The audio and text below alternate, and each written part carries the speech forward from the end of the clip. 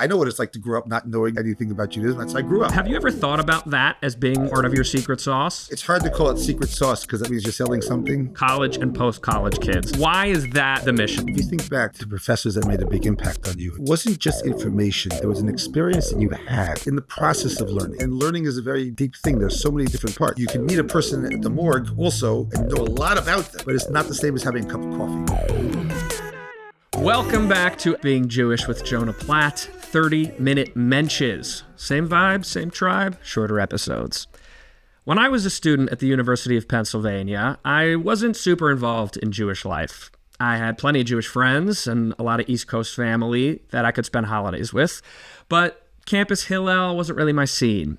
So still, I wanted some Jewish connection somehow. So I joined something called the Maimonides Leadership Program, which was a weekly discussion learning session led by a dynamic, engaging, and approachable rabbi who happened to have been a Hollywood screenwriter in a former life.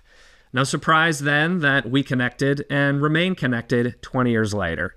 He's changing the Jewish world one student at a time, and he's here with us today. Please welcome Rabbi Shmuel Lynn. Rabbi, it's great to see you. Jonah, it's great to see you. If you come for Shabbat tonight, it'll be a double pleasure. I wish. So, because you spent the first chapters of your life outside the Orthodox world, you have such a relatability and a way of speaking that really connects with young people, I think. Have you ever thought about that as being part of your secret sauce? You know, it's hard to call it secret sauce because that means you're selling something. You got a lot of mitzvot in the world, you have to do. Where's the mitzvah of doing this? And really, our sages teach us that you got to look deep inside and look at your own trajectory and your own story. So there's no question that kid born in New York City, growing up in Palm Beach, Florida, where there was antisemitism everywhere. I was kicked out of 4 of the 5 clubs on the island, and having the trajectory I did, and then finding this way of life. So the relatability for sure is there. But I think that I felt it not just as an opportunity because I fit the mold, but as a calling. Sure. It's in everything that I do, putting myself into the mindset of someone who's like coming into Judaism from whatever way they're coming to it. Either it's October 8th or it's anything before. That's bringing people to say, where am I? How does this fit in? How do I, what I want to know? How do I want to grow? So I feel like I was, in a sense, born to lead in that way. So let's talk about that calling, if we can. So how does somebody transform from being in LA, in the Hollywood scene, to fast forward, you're this, rabbi, educator, deeply embedded? And I went to Duke University undergrad, and I dabbled at NYU Film School, and I was living in the Village, and I went okay, the arts and theater, it's always been a part of my life. My grandparents are jazz musicians, and theater and the arts and entertainment and music were always part of my life. But that made it through, NYU and then out to LA, of course, and as a budding screenwriter out there. There's no question that the industry, loosened the top in a sense of trying to ask yourself the questions of what's real out here and what do I do with this, and where do I go, and what are my surroundings like? But then it wasn't some great grandiose search for the Holy Grail. I can't take credit for that. Being in a situation where I ended up working with a couple of guys who themselves had gone through a similar journey, who were a writing team. They had written for The Cosby Show and Will and Grace, and they were young, handsome, successful, funny guys. And the question is why are young, handsome, successful, funny guys wearing a beanie on their head and caring about being Jewish? And I got introduced to an entire world of, let's call it, observant Jews in the industry. And they all had great resumes and CVs and accolades. And I'm just yeah, but you don't really believe in plagues and talking donkeys and things like that. You went to Harvard, you got to know something. No, so it started a journey like that, slow, starting to figure out what's real and what's true, and having, I think, the courage sort of question the assumptions that either I was mired in just because of youth and, what young people think in your environment, and starting to think for yourself. And it wasn't overnight. Was it a difficult moment of letting go of what you thought had been, your path and was important and you'd been devoted to and working towards, to completely shift and go in another unknown direction? So yes and no. There's no question that to many of my friends in LA, they're what are you doing? And half of it was in secret until I started, said, okay, guys, I'm actually into this.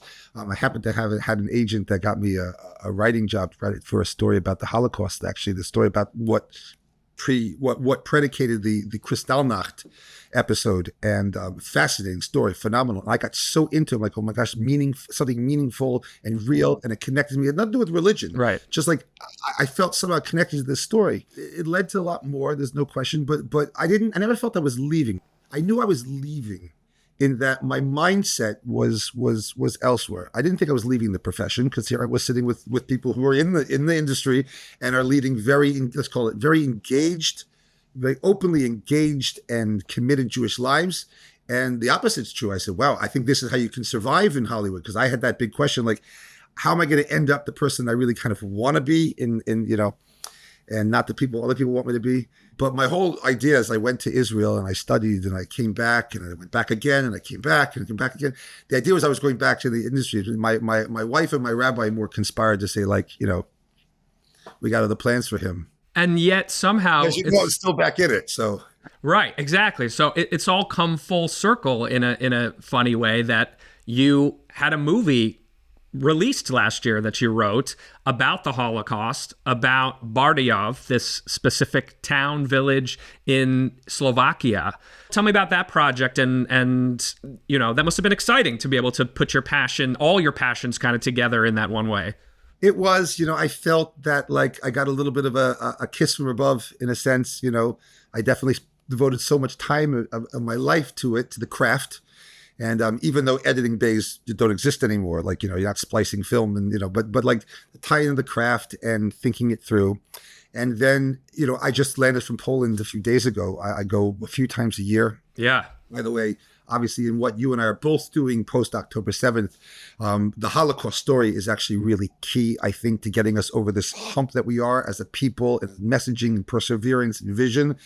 Holocaust survivors have the answers that we're looking for, and we need to spend more time with them. And there aren't many of them left. Yeah. And the story in Holocaust, and the story there, and what goes on, is it's a supercharged point. You have electric car. There's a supercharge that you can get there Jewishly, where you can see we've been through the darkness and what comes on the other side. And you look at the state of Israel as an outgrowth of like a Holocaust, and you say, okay, maybe something even more incredible is coming on the other side of this darkness.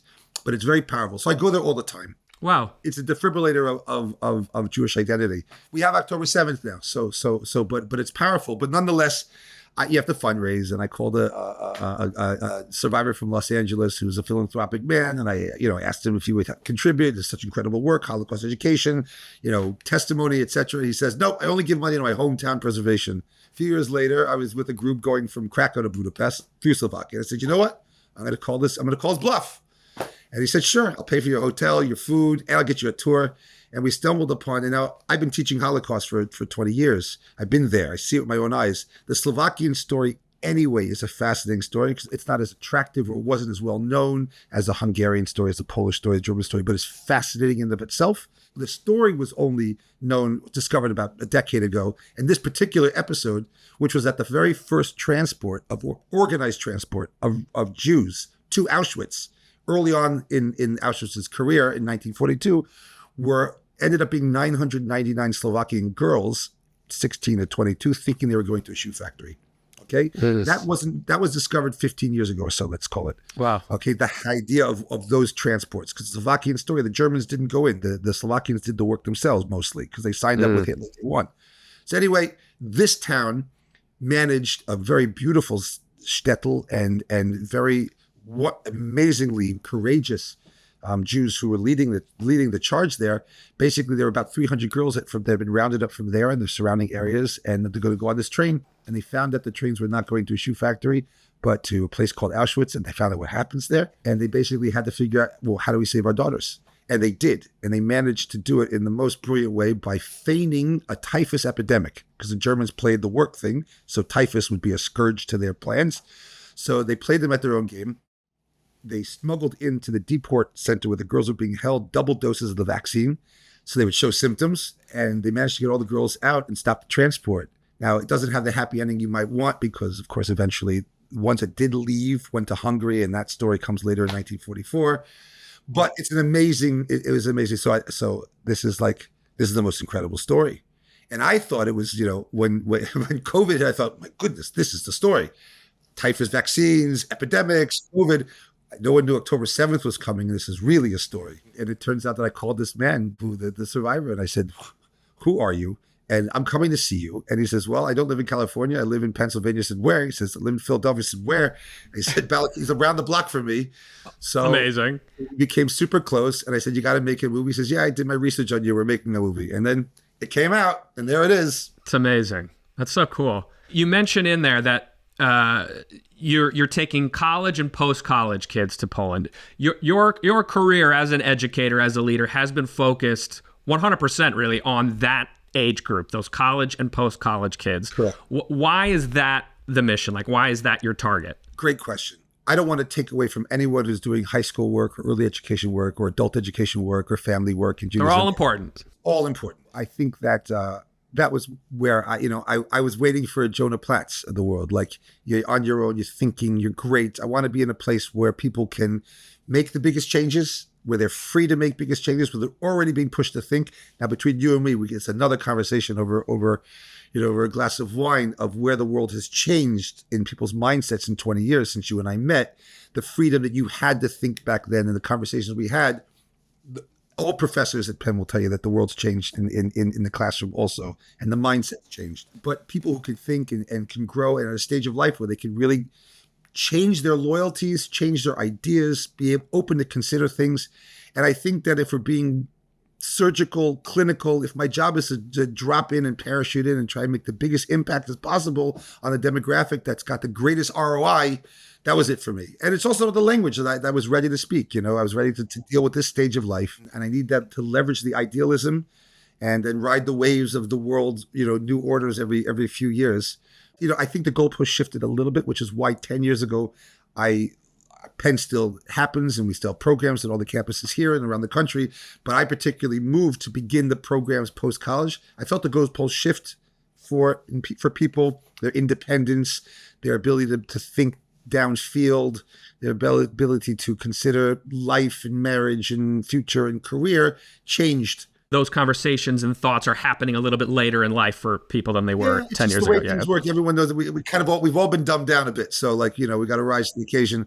And so I have a center in Manhattan. That's where I function out of. It's obviously a much bigger endeavor than just one campus because it's New York City. It's in Greenwich Village.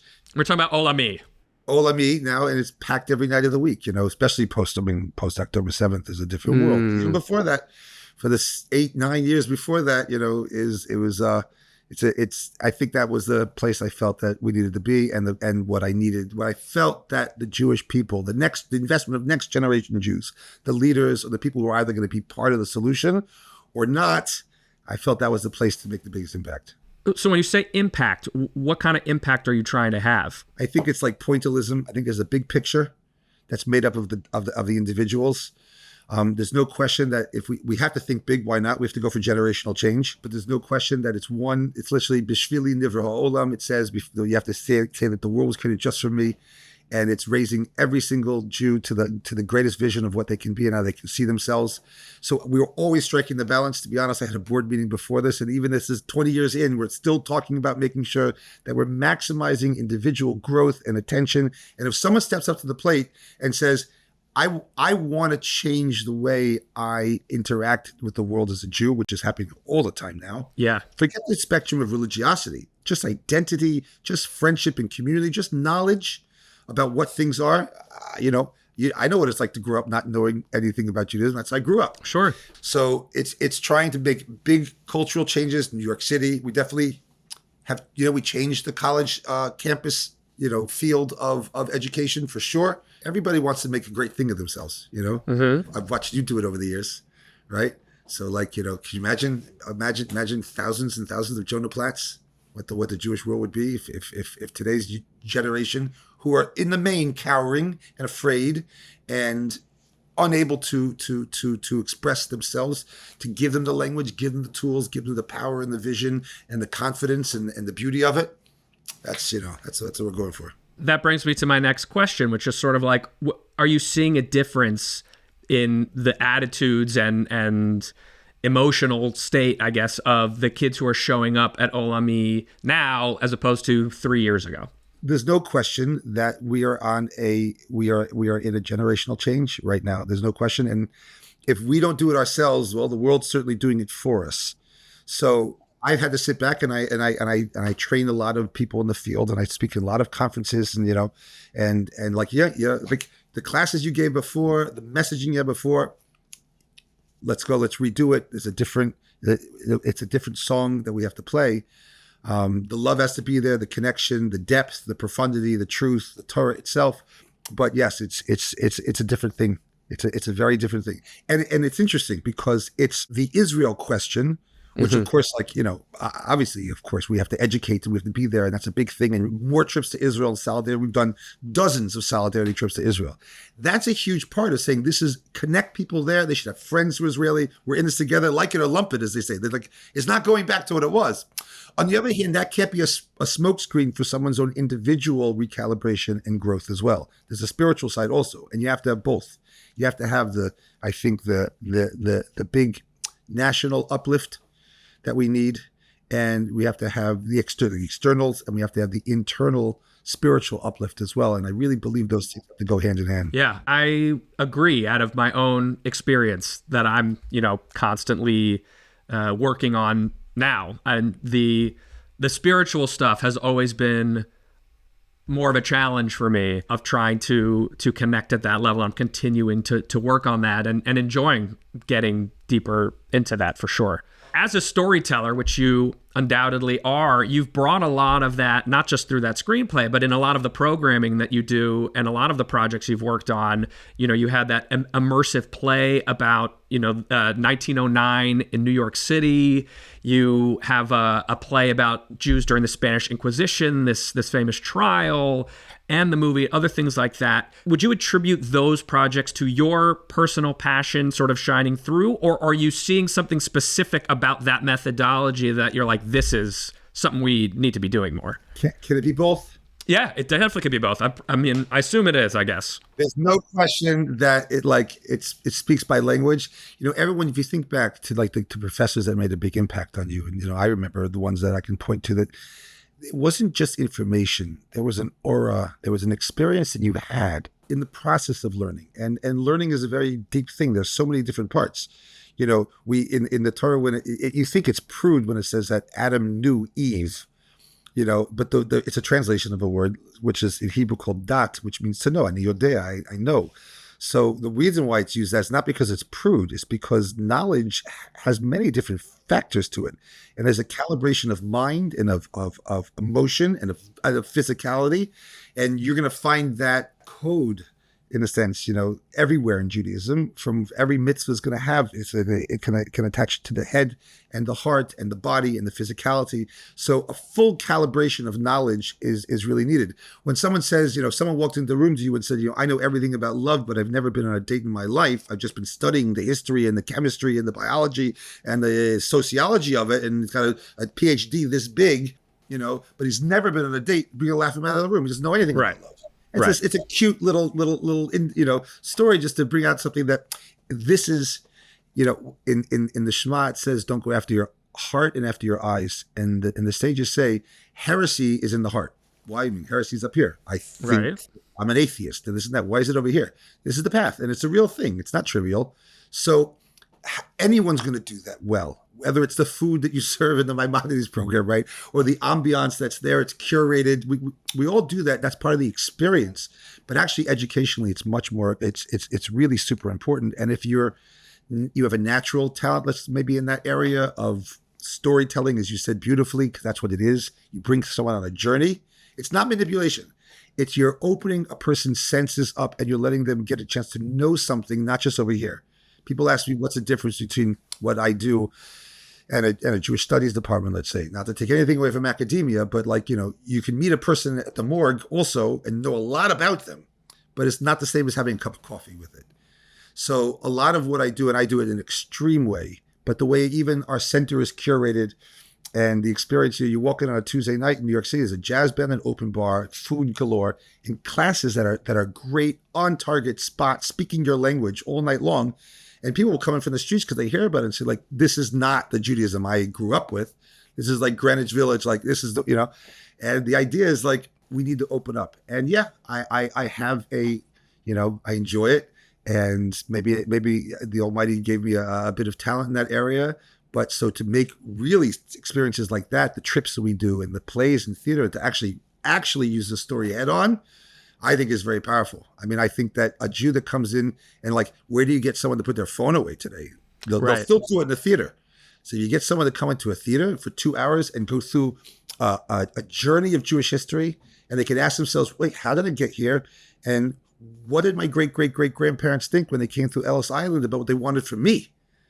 And then you ask them, like, we do immersive theater. So at the end of the day, they're writing letters to themselves from their grandparents on Ellis Island on a boat, after having been through an experience and seeing the trials and ordeals that people go through, and that your ancestors went through, fleeing Cossacks and whatever. And you're like, that's so you can go to Penn, man, and that you could have a podcast, and like there's 3,500 years of people rooting for you and maybe even asking things of you, and so experience is key. You've got a huge family, you're running these programs, you're going to Poland, you're writing screenplays. I mean, you remind me, the person you remind me the most of is my mom. Like in your boundless energy and ability to be in seemingly like 50 places at once, where do you get your energy from and your ability to writing a screenplay alone is like the most painstaking process, and you're doing it while doing 100 other things. So I'm super impressed by it. So I'm just curious how you get through it all. I'm about to send you the draft of the next one that I'm doing next. We're going to talk about that in a second. I'll put a pin in that. Yeah. Because you're busy also now, so I still want that time from you because your notes were too good. Always. Some people ask me like my job satisfaction. So I see things through the Holocaust. I can't help myself. Some people think it's morbid. I actually think it's, I think it's also, you can have a great sense of humor there also. What do you mean? Meaning, if you can laugh through that, and maybe you have to earn your stripes. You have to go to Poland as much as I do, or be a survivor or something like that. But the sages teach us only two things in all of creation: laugh, God and man, right? And the last laugh is a real thing. Laughter is when everything was supposed to be one way. Think a good slapstick comedy. Everything's supposed to be one way, and like that, you realize the opposite was completely true, and that experience brings out laughter. So if you see the darkness and the light, and you go back and forth so much, you almost stop. You almost can't tell the difference. You would never have one without the other. That's the deep part of it. That laughter, you got to laugh through it. But so it might be morbid what I'm going to say, but people ask me about job satisfaction. I'm like, I don't know. If you ask the partisans in the Slovakian hills in 1942 who are bombing German convoys and blowing up rail lines and taking Jews, what's your job satisfaction? I don't know. I mean, I don't know how to answer the question. So on the one hand, I have an amazing job. It's what an incredible thing, because I get to meet tons of people like you and be part of people's journey for better, hopefully for better, and be having real conversations in real areas of life. And then, in a place like post October 7th, where it's really, touch and go, life and death stuff for people's own lives. It's a privilege and it's humbling. And I get the energy from the mission. I'm surrounded by amazing people, and I see people come alive, and I see what wisdom and truth and identity and a sense of history and knowledge and spiritual impact has done for people over 20 years of my career. I'm humbled by it. And I wake up every morning saying, if this is what the Almighty gave me, if I had to go through Palm Beach and everything else to get there, it's the mission that you sleep these days. No, you got kids, the baby, you got a life, busy podcast. You're out there. You're one of the few that are making a big impact out there. And I get a lot of, I just have to say, very proud of you. Thank you. I wanted you to be a rabbi. And, but this is let's call it the AI version. Yeah.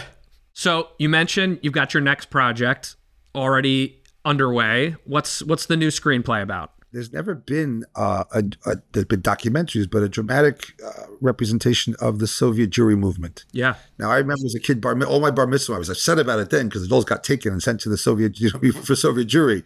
But you're talking about people who are alive and there and tell you that they went through it, they beat the KGB. I mean, it's not just the people who were there.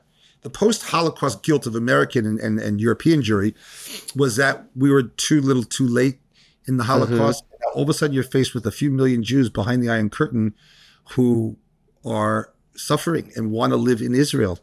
And all of a sudden it was a chance for, so like, housewives of America and the UK, like brought down the Iron Curtain, literally brought down the Iron Curtain. If you go into it, in the pressure, the US pressure, where'd that come from? Who pressured them? And the agricultural agreements that were between the Americans and the Soviets had to do with a lot of pressure that came about Jewish freedom and immigration, and how that changed, and how it pushed towards perestroika and glasnost. But the point is, this is an incredible story. And right now, what we need to draw from, we need heroes. Yeah. These are people, you walk on Ocean Boulevard, Ocean Parkway in Brooklyn, all the Russians, they're like, these people like were sacrificed a tremendous amount. They knew very little about Judaism, but they knew, because they weren't confused by anything. I'm a Jew and I want to live freely as a Jew, and Israel's my place, and I might not know anything, but I'm going to fight to the last breath for it. And so I've had the great privilege all these years of, ironically, of some of my wife's family used to champion when they were in prison and they were in the Soviet Union and their cause. And it turns out they moved to Israel when they got out eventually, and ended up in little sleepy Ballackinwood, Pennsylvania, where I live, around the corner from us 20 years ago. And we've become super close. And you may remember, I used to bring her in to speak at Penn and tell her story of a young woman who greatness was thrust upon her, and who fought, and the KGB on numerous occasions tried to finish her completely, and what that meant for her and her life and her struggle. And so this is her story and because of the last film, she was very hesitant for someone to actually make it public. It's very hard. It's difficult, triggering story. And because of the last film, she said, okay, ready, let's go. I love it. That's a beautiful message of hope to leave on. Rabbi Lynn, thank you so much. It's just been great getting to chat with you. We're overdue anyways, so this is perfect. I think what you're doing is incredible, and like, you keep using your strengths and your talents and your leadership ability, and God willing, we should be dancing at all the right occasions, God willing. God willing. Thank you. All right, he's a mensch. It's been 30 minutes. I'm Jonah Platt. That's a wrap.